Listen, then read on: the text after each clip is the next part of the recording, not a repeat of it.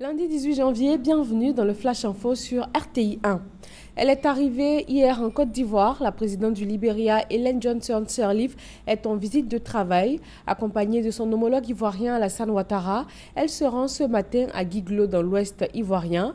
Les deux présidents vont prendre part au deuxième conseil conjoint des chefs traditionnels et de communautés de Côte d'Ivoire et du Libéria.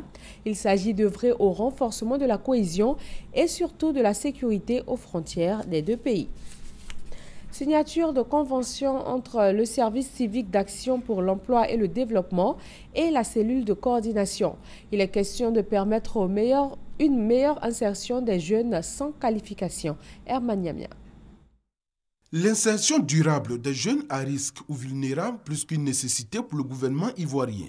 Des actions sont donc menées afin de leur offrir des opportunités d'emploi. C'est tout le sens de cette signature de convention entre le service civique d'action pour l'emploi et la cellule de coordination des suivis et des réinsertions au profit des jeunes de la commune d'Edabou. La question du traitement par une insertion durable des jeunes à risque ou vulnérables est plus qu'une nécessité. Il s'agit de contribuer au maintien de la paix et de la sécurité en Côte d'Ivoire. La cérémonie de signature de la convention de ce jour s'inscrit dans une perspective de durabilité. Car le défi se présente maintenant à nous, dans ces termes que la Côte d'Ivoire veut être émergente à l'horizon 2020, et c'est par le traitement durable de la problématique de la resocialisation en vue d'une insertion réussie des jeunes que cela doit passer.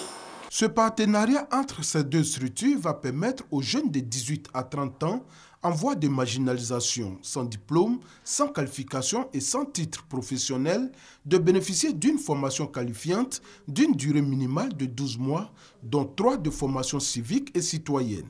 Par cette convention, la cellule de coordination des suivis et des réinsertions s'engage, par la voix de son coordonnateur Ago Christian, à mettre à la disposition du service civique d'action pour l'emploi et le développement les infrastructures, le matériel et les compétences pour réussir l'insertion durable des jeunes bénéficiaires. L'objectif général est de permettre une resocialisation réussie des jeunes dans des centres de formation résidentielle dont l'encadrement et les règles de vie s'inspirent du modèle militaire afin de donner aux stagiaires un cadre d'éducation et d'instruction très favorable à leur insertion ou réinsertion socio-professionnelle. Deuxième jour de deuil national au Burkina Faso après les attaques meurtrières de vendredi. 29 personnes ont trouvé la mort, dont au moins 15 étrangers. L'identification des victimes est en cours et les enquêtes se poursuivent. 12 policiers français sont arrivés hier à Ouagadougou pour prêter main forte aux enquêteurs sur place. Et le Mali et le Burkina Faso s'engagent à mutualiser leurs efforts dans la lutte contre le terrorisme. Tsai Ing-wen, 59 ans, première femme élue présidente de la République de Chine. C'est le nom officiel de Taïwan. Ex-technocrate et docteur en droit, elle remporte haut la main la présidentielle avec 56,12% des suffrages et assure pour la première fois à son parti une majorité absolue au Parlement. Le résultat électoral qui apparaît révolutionnaire dans un pays où la gente féminine a toujours été tenue à l'écart des plus hautes sphères politiques. Une attaque du groupe État islamique sur la ville syrienne de Deir ez-Zor a tué au moins 85 civils et 50 combattants pro-régime.